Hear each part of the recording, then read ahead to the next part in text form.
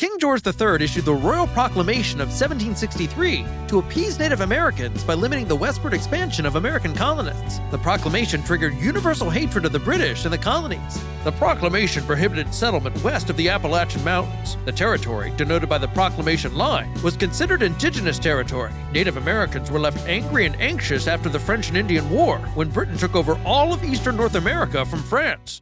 King George issued the proclamation on October 7, 1763, in response to Pontiac's rebellion, when Native Americans, led by the Ottawa chief, attacked numerous British forts. King George III promised a more conciliatory approach to the Native Americans.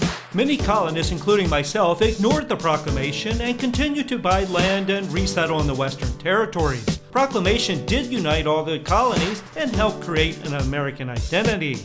The proclamation had a consequential impact on America's resistance to British rule and is considered a key cause of the American Revolution.